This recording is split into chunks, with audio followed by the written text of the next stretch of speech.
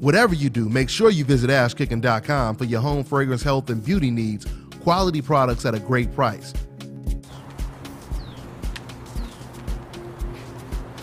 This is Bobby, and you're watching Dante's Boxing Nation.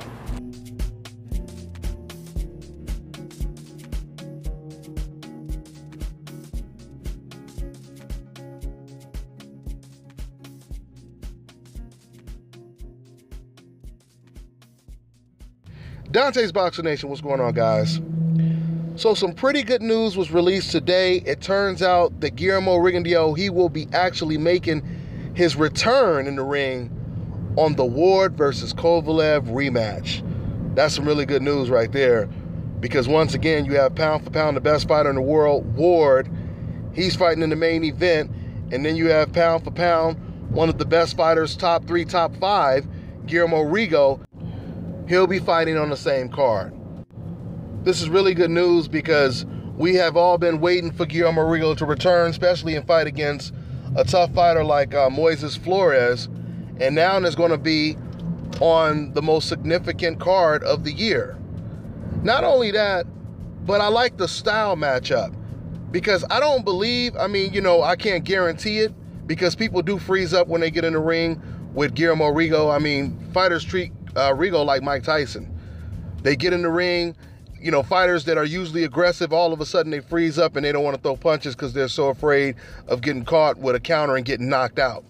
So that's why, we've seen fighters like King Kong Agbeko, who's a very aggressive fighter. We've seen him go in there very reluctant, right? Hopefully this doesn't happen with Flores. He's an undefeated Mexican fighter. He has the quote-unquote Mexican style. So hopefully that brings fireworks. This is, once again, the perfect type of style for Rigondeaux to really display all of his skills. It kind of reminds me of the Roberto American fight. You had a tall, aggressive Mexican fighter who just kept coming forward, and that we've seen the best of Guillermo Rigondeaux. Of course, because of the double standards that exist in the sport of boxing, if it wasn't for Rigondeaux being on the coincidental list, and he did have fighters that came in there and were afraid to let their hands go, they would usually blame that fighter, right? But when you're on a coincidental list, if a fighter comes in the ring and he doesn't let his hands go, they're going to blame it on Rigondeaux because that guy is afraid.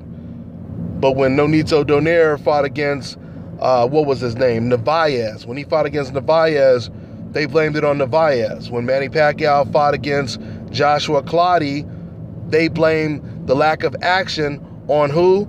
Joshua Clottey. So with that being said, once again, this is the type of opponent that should bring a fight to Guillermo Rigondeaux. I would really be surprised if Flores goes in there trying to box, because he respects Guillermo Rigondeaux so much.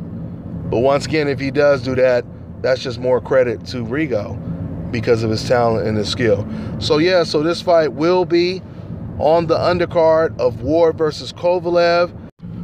We get to see 3 pound-for-pound fighters on the same night once again, which is Ward, Kovalev, and Guillermo Rigondeaux.